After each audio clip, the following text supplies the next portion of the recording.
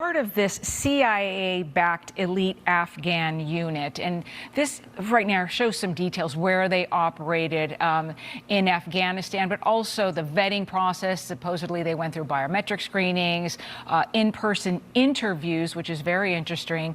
And Lochinwall's connection here, he was assigned to this O3 unit, recruited and trained by the CIA to fight against the Taliban. This group, also, Rebecca, known for their brutality and called death squads. So you take that last point there that I just said, right? That they're known as these death squads, quite brutal. And that this man also went through a one-on-one interviews, so we understand. What's your takeaway there? Could something have been missed in that process? Well, it's very disturbing, and this is such a tragedy. We're going to learn more, but I'm reminded that in 2011, an Afghan Air Force colonel walked into an office at North Kabul Airport and blew up 8 U.S. Air Force service members and a contractor. That was an ally. The risks here are just very, very large, and that's why I'm really glad the president is going to go and look at other cases, and we must keep an eye on this radicalization of Islam and this threat that, frankly, now is inside our borders. You know, there's been reporting that those who knew the suspect when he was younger say that he had mental health issues because of what he witnessed in Afghanistan. So you got to wonder, without painting all of the people who are here from Afghanistan with one brush, whether or not there are others, though, who could possibly be suffering the same type of issues. All right, so to come for us, new fallout after the deadly attack in the nation's capital, why some Afghans in America are now living.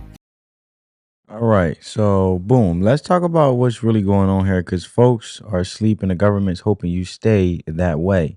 And we got this guy, Afghan national, rolled up in the U.S. under Biden's little program called Operation Allies Welcome, which sounds nice and cozy until you realize bro just allegedly killed a U.S. National Guard member. Yeah, someone who was actually serving this country, and not even a week later, another dude also from the same operation gets bagged for posting bomb threats on TikTok, right? So if you slow that down real quick, within the same week, you got to ask yourself, from the same program, you got to ask yourself, and you mean to tell me everything was properly vetted? Meaning they were properly vetted to come in this country, such as the United States of America, safely, not being a threat to this country. You got to be kidding me. Because if you believe that, I got beachfront property in Nebraska, for example, right, to sell you, right? Because if you really look at this thing, this so-called vetting, they say they did biometric screenings, in-person interviews, background checks. So how did they miss that when these dudes had other serious trauma, mental instability, or possibly violent tendencies, right?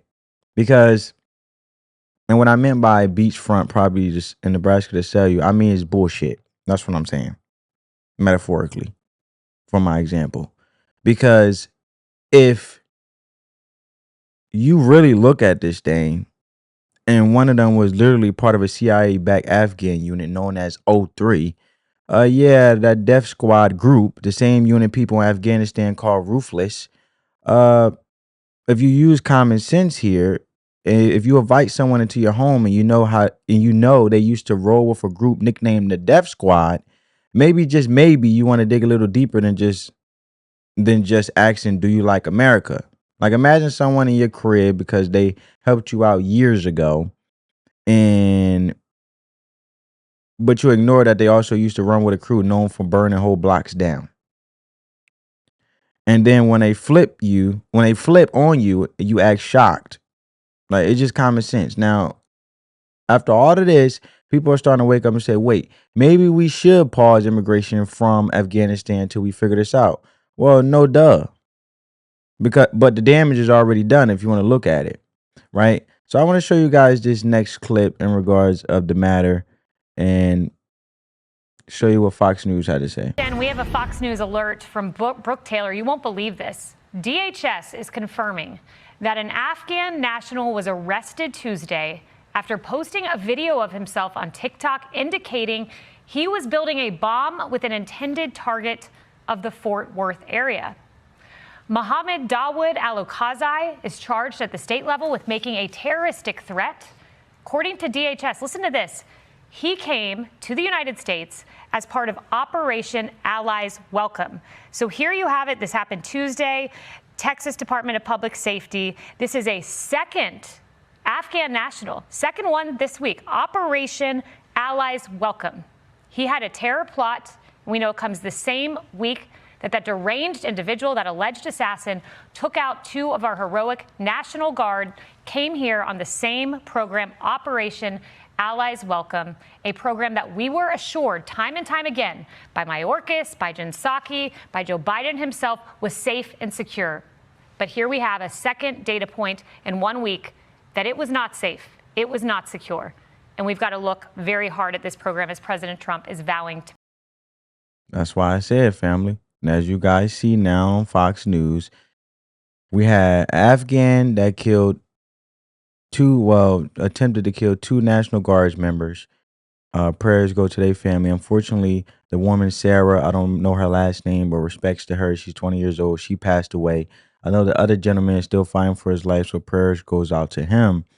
And then you have this Afghanistan over here on TikTok basically posting about he was making a bomb, which is just 2 forms of threats to the country, such as the United States of America. This is the most anti-American thing you can do, obviously. And that's why I'm saying, if you believe that these individuals were properly vetted to come in here and went through the whole immigration process and everything was safe, then you wouldn't have these 2 incidents happening in the first place. And that's why I say, if you believe that they were properly vetted, I got beachfront property in Nebraska to sell you. Because what I'm saying is so unbelievable and so obviously false that they weren't properly vetted, right? And like I said, using my example, Nebraska is a landlocked state, which means there's no damn oceans, there's no coastline, there's no beaches. So how the hell am I gonna give you beachfront property? So you have to really ask yourself, oh wait, I must be dumb enough to fall for the simple fact that if you expect me to fall for that, you must think I'm dumb that these 2 Afghan individuals in the same week, within Thanksgiving week, were properly vetted to come in this country to be for the safety and the national security of Americans. So it tells you that the Biden administration is seeing the national security, such as American taxpayers, aka American citizens, as a joke. They didn't care about your safety in the first place. So when you look at this, right? And this ain't just about Afghanistan either, because we're talking about vetting people from all over the country, from all over to come into America. We talk like Somalia, the Somalian group. And listen, shout out to the folks who come here, work hard, follow the law, do right. We're not talking about them, but let's stop pretending like every single immigrant from war-torn countries is a clean slate with 0 issues, because you can't just mass import folks from unstable countries without expecting that some of them are bringing trauma, ideology, or straight up bad intentions with them. Now, I know it's a lot of things. This what I don't like when it comes to this whole, oh, he had mental issues, right?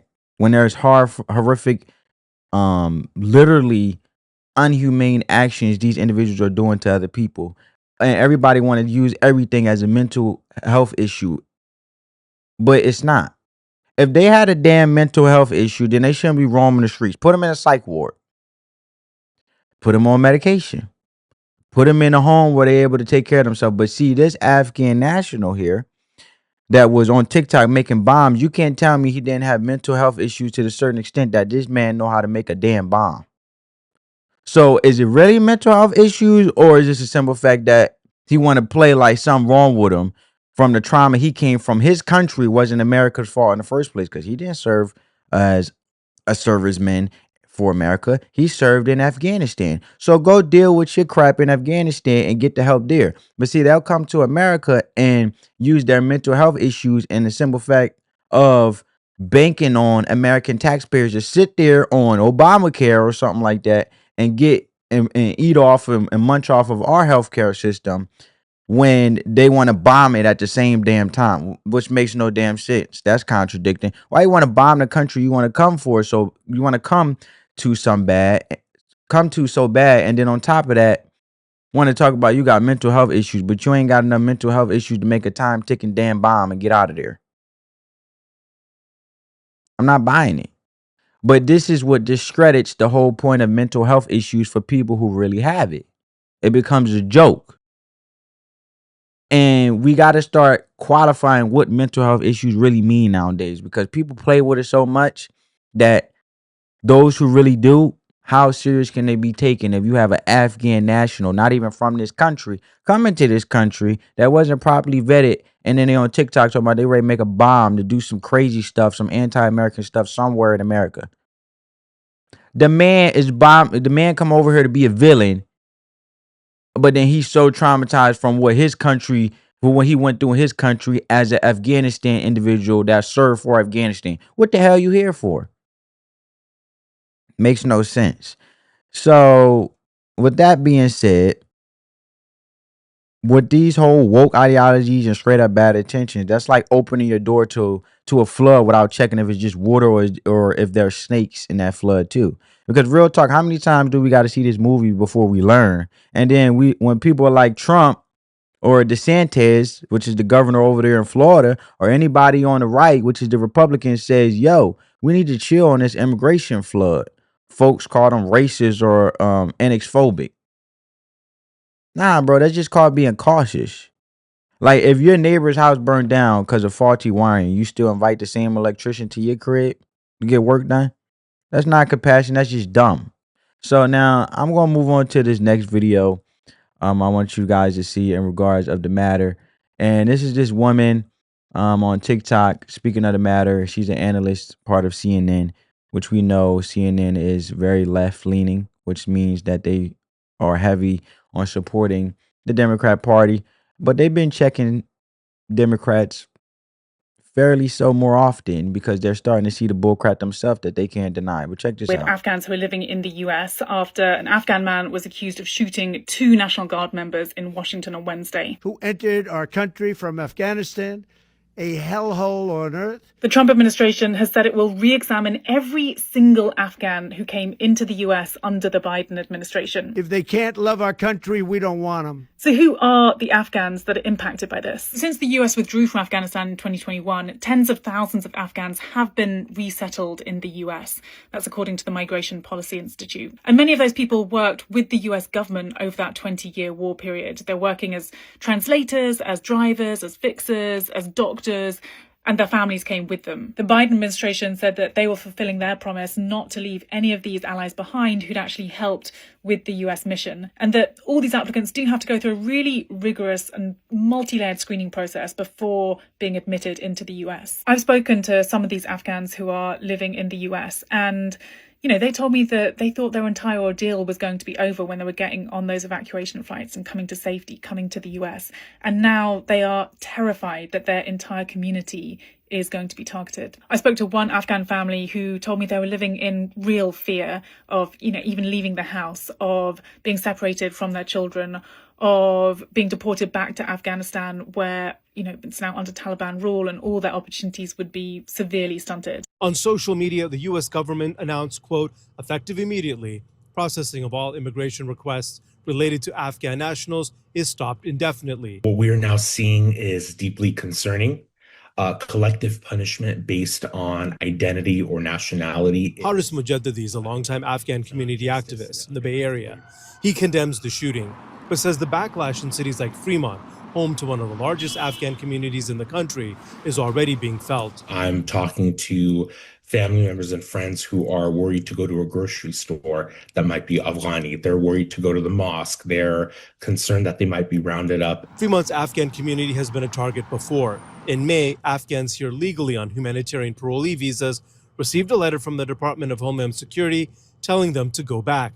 Earlier this month, Fremont officials confirmed ICE agents did door knocks in predominantly Afghan neighborhoods, but Professor Nolan Higdon says what the Trump administration is doing now is new. To raise to the level of actually stopping people from coming to the country of people of that identity, that's a new escalation in terms of American history. That escalation is what has many concerned.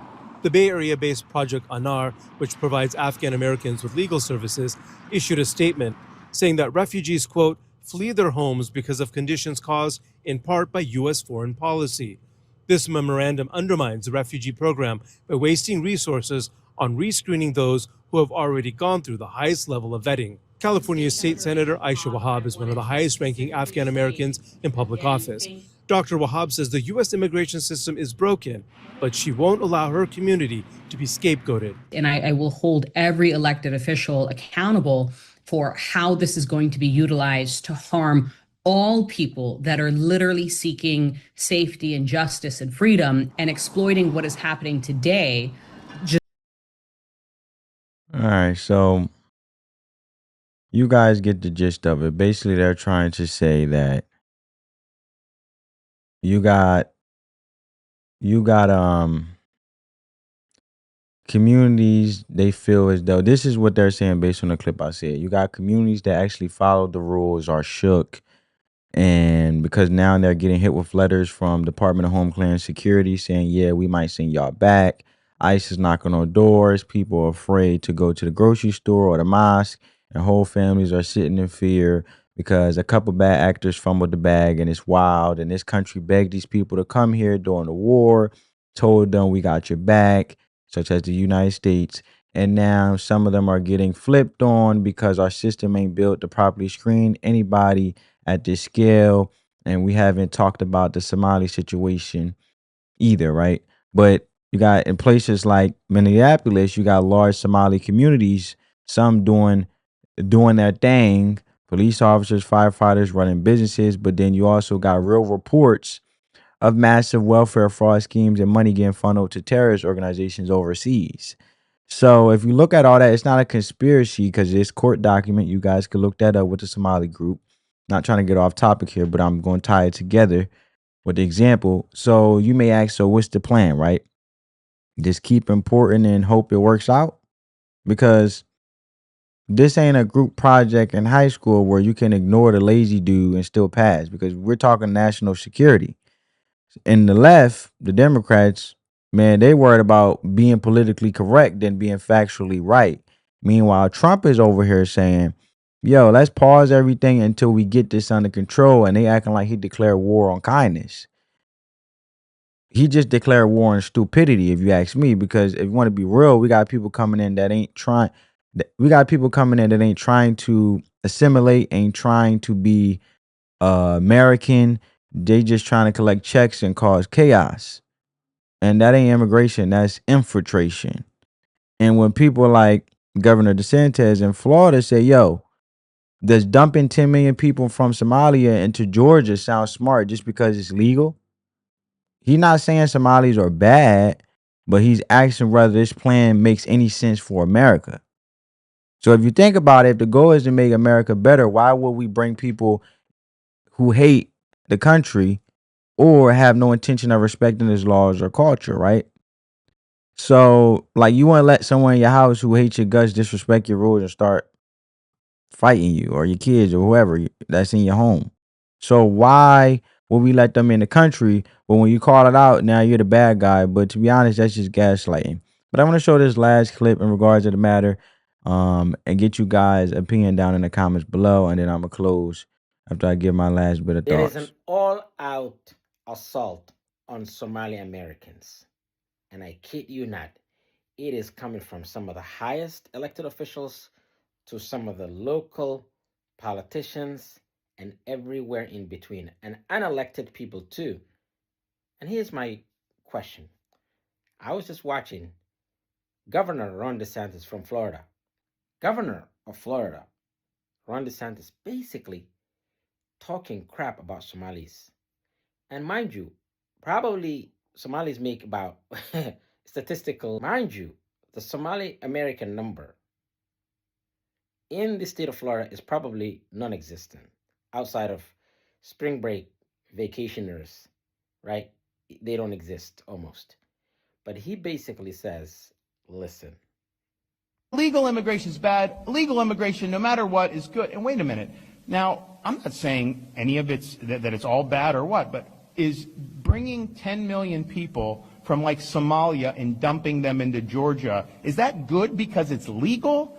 I think you have to think critically about what are we doing with an immigration policy, and is it benefiting the American people? Is it helping to promote a strong American culture? We should never bring people into this country who hate America. And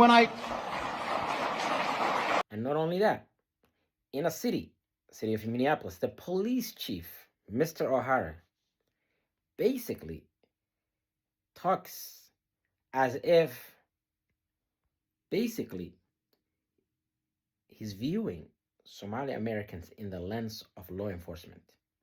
And this is totally wrong.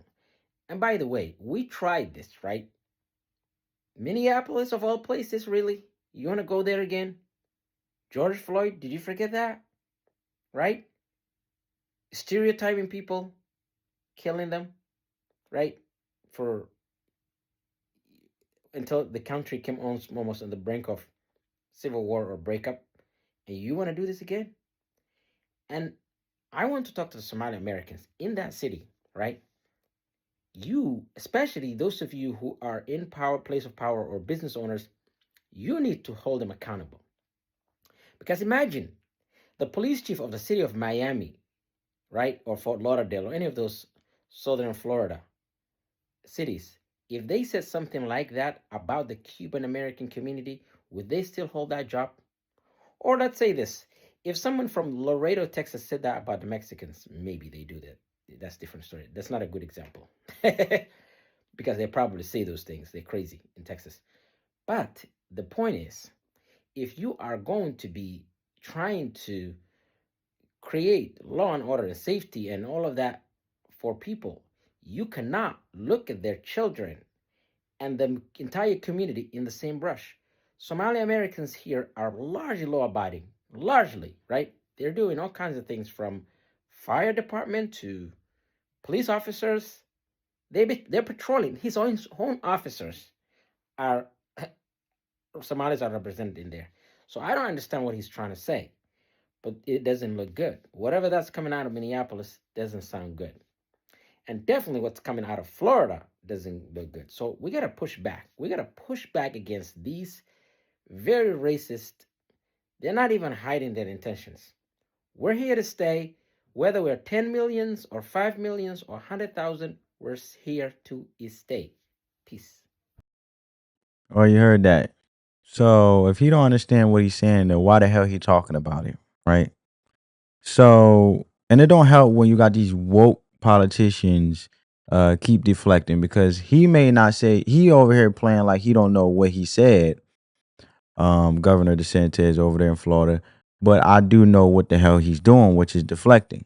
So stop bringing up the George Floyd every time someone critiques immigrant crime, because that ain't the same conversation. That's emotional misdirection. We're going to put that out there, because we're not saying every immigrant is a criminal. Just like we're not saying every cop is a hero. But if we can't even talk about the real patterns because people too scared to be called racist, we might as well just blindfold the whole country and walk off a cliff, because this whole situation is messy. But pretending everything is just fine just because you don't want to hurt feelings, that's how nations fall. And I know this rant may make some folks mad, but the truth don't care if you get emotional. And at the end of the day, facts over feelings, so, and security over slogans. So if we don't fix this system now, it's only gonna get worse. Right. And if you want to be technical with the George Floyd was an American citizen. He wasn't an illegal immigrant. He wasn't an illegal. He was actually a citizen. Now, in the whole situation with the Black Lives Matter, I don't condone in that whole divisive rhetoric. I believe all lives matter. There's no point of running around saying what certain group of amount of lives matter. The whole situation was chaotic, burning down properties and businesses that people work hard for. It was all ignorant. I didn't condone majority of the stuff that happened. With the whole police thing and George Floyd, that thing is caused much speculation. But I'm talking about in regards of Americans in that George Floyd situation, and it happened to be more majority of Black Americans, or Black Americans destroying your own hometown and destroying things in America in your own country, which is just ignorant and divisive in itself. And making a black and white thing doesn't make it anything better. It's just race baiting and just destruction laid all together. So I didn't condone most of that stuff, but that has nothing to do with legal immigration. That's why I say he's deflecting. We got to fix the system. That's just what it is. There are two different type of conversations. Illegal immigration is the topic. So he know definitely what the hell he's talking about, but he's playing dumb and deflecting. But let me know what y'all guys think down in the comments below. Like, comment, share, and subscribe. Let's talk about it. I'll catch you in the next one. Peace.